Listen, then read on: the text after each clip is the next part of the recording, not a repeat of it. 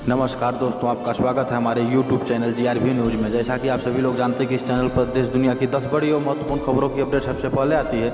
इसी के साथ चलते हैं सबसे पहली बड़ी खबर की ओर। प्रधानमंत्री नरेंद्र मोदी 16 अक्टूबर को जारी करेंगे 75 रुपये का स्मारक सिक्का।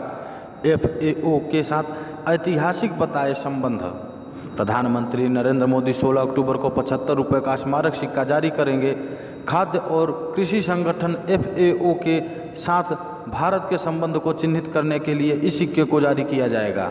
दरअसल 16 अक्टूबर को खाद्य और कृषि संगठन की 75वीं वर्षगांठ पर यह सिक्का जारी किया जाएगा। भारत के FAO के साथ संबंध को चिन्हित करने के लिए यह सिक्का जारी किया जाएगा। इस इवेंट में सबसे ज़्यादा कृषि और पोषण को प्राथमिकता दी जाएगी। इसमें देश में मौजूद कुपोषण को पूरी तरह से समाप्त करने के संकल्प लिया जाएगा। यह कार्यक्रम देश भर के आंगनवाड़ी, कृषि विज्ञान केंद्रों और जैविक बागवानी मिशनों के सामने हो। इसी के साथ चलते हैं अगली बड़ी खबर की ओर। PM मोदी दुर्गा पूजा के मौके पर करेंगे बंगाल की जनता को संबोधित। प्रधानमंत्री नरेंद्र मोदी 22 अक्टूबर को दुर्गा पूजा के मौके पर पश्चिम बंगाल की जनता को संबोधित करेंगे। भाजपा महासचिव कैलाश विजयवर्गीय ने यह जानकारी दी। विजयवर्गीय ने कहा कि प्रधानमंत्री नरेंद्र मोदी जी दुर्गा पूजा के पावन अवसर पर 22 अक्टूबर को डिजिटल माध्यम से बंगाल की जनता से जुड़ेंगे। विजयवर्गीय ने यह भी बताया कि दुर्गा पूजा से पहले केंद्रीय गृह मंत्री और भाजपा के वरिष्ठ नेता अमित शाह की संभावित बंगाल यात्रा की तैयारी अभी अंतिम रूप से तय नहीं हुई है। हालांकि वह दुर्गा पूजा से पहले बंगाल की यात्रा करेंगे। इसी के साथ चलते हैं अगली बड़ी खबर की ओर। आम आदमी की दिवाली, सुप्रीम कोर्ट ने 2 नवंबर तक लोन राहत को लागू करने को कहा। लोन पर मोहलत के दौरान चक्रवृद्धि ब्याज माफ करने के मामले में बुधवार को सुनवाई के दौरान सुप्रीम कोर्ट ने अहम टिप्पणी की। सर्वोच्च न्यायालय ने कहा कि केंद्र सरकार के हाथ में आम आदमी की दिवाली है। सुनवाई के दौरान सुप्रीम कोर्ट ने केंद्र से पूछा, जिन्होंने 2 करोड़ तक का ऋण लिया है, इसे लागू करने के लिए औपचारिकताएं कब पूरी की जाएंगी। इस पर केंद्र ने जवाब दिया, राहत देने की बाहरी सीमा 15 नवंबर है। सरकार एक बड़ा बोझ उठा रही है, लेकिन हम इस आंकड़े का उल्लेख नहीं कर रहे हैं। सरकार द्वारा दी गई राहत जो भी लागू होगी। सुप्रीम कोर्ट ने कहा कि आम लोग चिंतित हैं कि हम 2 करोड़ तक के ऋण वाले लोगों की चिंता है। केंद्र ने जवाब दिया है कि यह 15 नवंबर तक केवल कुछ औपचारिकताओं द्वारा किया जाएगा। इस पर सुप्रीम कोर्ट ने कहा कि सरकार को 1 महीने की ज़रूरत क्यों है। हम इस निर्णय के लिए सरकार की आवश्यकता के साथ सहमत नहीं हैं। जब आपने निर्णय ले लिया है कि 1 महीने की देरी क्यों हो रही है, हमारे विचार में निर्णय को लागू करने के लिए 1 महीने की आवश्यकता नहीं है और यह सरकार की ओर से उचित नहीं है। सुप्रीम कोर्ट ने कहा कि देरी आम आदमी के हितों में नहीं है। आम आदमी की दुर्दशा देखें। हम आदेश पारित नहीं कर रहे हैं, आम आदमी की दुर्दशा पर विचार करें। छोटे लोगों के राहत देना एक स्वागत योग्य निर्णय है, लेकिन कुछ ठोस परिणाम की ज़रूरत है।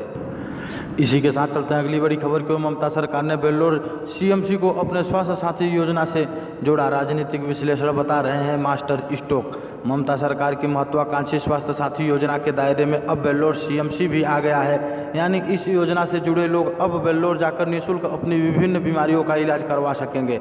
गौरतलब है कि हर साल वेल्लोर बंगाल से बड़ी संख्या में लोग अपना इलाज करवाने के लिए वेल्लोर जाते हैं। राज्य सचिवालय अन्य सूत्रों से मिली जानकारी के मुताबिक गत 6 अक्टूबर से वेल्लोर CMC को स्वास्थ्य साथी योजना के दायरे में लाने की प्रक्रिया शुरू कर दी गई थी।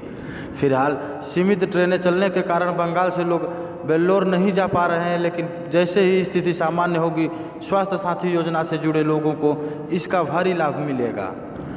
राजनीतिक विश्लेषण बंगाल में अगले साल होने वाले विधानसभा चुनाव से पहले स्वास्थ्य क्षेत्र में इसे मुख्यमंत्री ममता बनर्जी का मास्टर स्ट्रोक बता रहे हैं। इस बीच इसे लेकर राजनीति भी शुरू हो गई।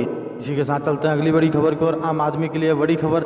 लोन मोरेटोरियम के बाद आई लोन रीस्ट्रक्चरिंग स्कीम पर RBI का बड़ा ऐलान। देश भर में फैले कोरोना वायरस के बीच RBI ने लोन रीस्ट्रक्चरिंग को लेकर बड़ा ऐलान किया है। भारतीय रिजर्व बैंक ने कहा कि जो भी लोन 1 मार्च 2020 तक बिना किसी डिफ़ॉल्ट के बने हुए हैं, वह अगस्त में जारी होने वाले कोरोना महामारी से जुड़ी स्कीम ढांचे के तहत रिस्ट्रक्चरिंग के पात्र माने जाएंगे। इससे पहले देश के सरकारी बैंक SBI की ओर से एक बयान जारी किया गया था, जिसमें बताया गया कि 1 मार्च 2020 की बैंक की बुक में मौजूद अकाउंट को ही लोन रिस्ट्रक्चरिंग की सुविधा मिलेगी। के साथ चलते हैं अगली बड़ी खबर की ओर। 20 राज्यों को उधार देने की इजाज़त मिली।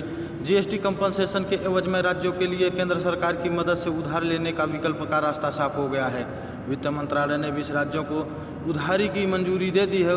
जानकारी के मुताबिक इन राज्यों को कुल 68,825 करोड़ रुपए का उधार मिल सकेंगे। सोमवार को हुई जीएसटी काउंसिलिंग की बैठक में मुआवजे के मुद्दे पर सहमति नहीं बन पाने के बाद ये कदम उठाया गया है। उधार उन राज्यों को मिलेगा जिन्होंने केंद्र सरकार की तरफ से दिए गए 2 विकल्पों में से पहला विकल्प चुना है। इन राज्यों की उधार लेने में केंद्र सरकार मदद करेगी और रकम की भरपाई जून 2022 के बाद इकट्ठा कंपनसेशन सेस से होगी। वित्त मंत्रालय की तरफ से दी गई जानकारी के मुताबिक इस नई व्यवस्था के बाद राज्य के सकल घरेलू उत्पाद से आधा फीसदी ज़्यादा रकम उधार ली जा सकेगी। इस व्यवस्था का हिस्सा बनने वाले राज्यों में आंध्र प्रदेश, अरुणाचल प्रदेश और असम शामिल हैं। हालांकि अभी भी 10 गैर बीजेपी शासित राज्य इसका विरोध कर रहे हैं। इसी के साथ चलते हैं अगली बड़ी खबर की ओर। त्योहारों में गायब हो सकता है खाते से पैसा, ऐसे रहे सावधान। जहां एक तरफ फेस्टिवल सीजन के दौरान लोग बढ़ चढ़कर ई-कॉमर्स वेबसाइट से शॉपिंग कर रहे हैं, वहीं ऑनलाइन फ्रॉड का खतरा भी बढ़ गया है। ऑनलाइन ऑफर्स के नाम पर हैकर्स आपसे काफ़ी पैसे ऐंठ सकते हैं। इसे लेकर स्टेट बैंक ऑफ इंडिया ने लोगों को अलर्ट किया है। एसबीआई ने लोगों को अकाउंट डिटेल सेफ रखने और डेबिट या क्रेडिट कार्ड के इस्तेमाल को लेकर चेताया है। एसबीआई ने लोगों को इन 4 गलतियों से बचने की सलाह दी है। पहली गलती, ज़्यादातर फ्रॉड ओटीपी, सीवीवी नंबर और पिन नंबर के जरिए किए जाते हैं। स्टेट बैंक का कहना है कि भूलकर भी ये डिटेल किसी के साथ शेयर नहीं करना चाहिए। दूसरा, अपने बैंक अकाउंट या ऑनलाइन बैंकिंग का डिटेल को फ़ोन में सेव करने से बचना चाहिए। कई लोग अपना bank account number, password detail photo खींचकर सेव करके रखते हैं।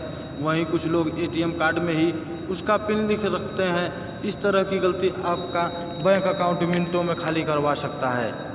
तीसरी गलती, हो सके तो अपने एटीएम कार्ड का इस्तेमाल खुद ही करें और दूसरों के साथ अपने बैंकिंग कार्ड शेयर ना करें, इससे आपकी डिटेल लीक हो सकती है। चौथा, कस्टमर को पब्लिक नेटवर्क डिवाइस और फ्री वाईफाई जोन का इस्तेमाल कर ऑनलाइन ट्रांजैक्शन से बचना चाहिए। वहीं किसी दूसरे के मोबाइल या लैपटॉप से शॉपिंग कर रहे हैं और ऑनलाइन पेमेंट करने जा रहे हैं तो कार्ड डिटेल सेव न करें, भविष्य में आपकी जानकारी का गलत इस्तेमाल किया जा सकता है। के साथ चलते हैं अगली बड़ी खबर की ओर। यूपी में स्कूल में लंच बॉक्स पर बैन। कोरोना से बचाव के इंतजाम के लिए 20 स्टूडेंट पर नियुक्त होंगे नोडल ऑफिसर। 8 महीने बाद 19 अक्टूबर से यूपी में फिर स्कूल खोलने की तैयारी शुरू हो गई। फिलहाल रोजाना अधिकतम 3 घंटे की क्लास चलेगी। इस दौरान कोरोना से बचाव के मानकों को पालन के लिए स्कूलों में हर 20 छात्रों पर एक नोडल अफसर नियुक्त किया जाएगा। इसके साथ स्कूलों में लंच बॉक्स लाने पर भी मनाही है। मंगलवार को वर्चुअल मीटिंग में DIOS डॉक्टर मुकेश कुमार सिंह ने सभी स्कूलों को इसके निर्देश दिए। उन्होंने कहा कि स्कूलों के इर्द गिर्द खान पान के ठेले भी नहीं लगेंगे। यह जिम्मेदारी स्कूल की होगी। ऐसा मिलने पर स्कूल को नोटिस जारी किया जाएगा। मीटिंग में DIOS ने कहा कि स्कूलों को कोरोना से बचाव के लिए गाइडलाइन का पालन करते हुए इसका प्रमाण पत्र भी जमा कराना होगा। इसके अलावा स्कूल खुलने से पहले जिला स्तर की टीम निरीक्षण करेगी। स्कूलों में sanitisation, mask, pulse oximeter, thermal scanning और सोशल डिस्टेंसिंग के पालन करवाने का जिम्मा नोडल ऑफिसरों का होगा। इसी के साथ चलते हैं अगली बड़ी खबर की ओर। उत्तर प्रदेश में पलारी जलाने पर ग्राम प्रधान भी होंगे जवाबदेह, होगी कार्रवाई।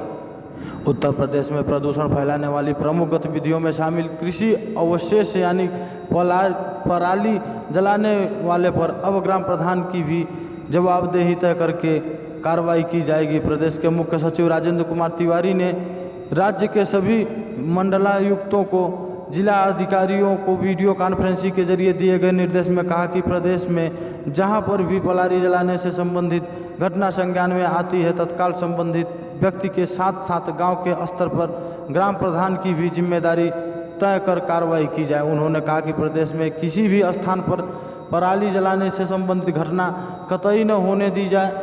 खेतों में फसल काटने के बाद पराली को मौके पर ही अपघटित कराने की व्यवस्था सुनिश्चित कराई जाए। पराली को गोवंश संरक्षण केंद्रों पर तुरंत पहुंचाया जाए और लापरवाही करने वाले संबंधित व्यक्ति के खिलाफ कठोर कार्रवाई सुनिश्चित कराई जाए। इसी के साथ चलते हैं अगली बड़ी खबर की ओर। दिल्ली में प्रदूषण के स्तर को कम करने के लिए दिल्ली सरकार का अहम ऐलान, 15 अक्टूबर से नहीं चल सकेंगे डीजल जनरेटर।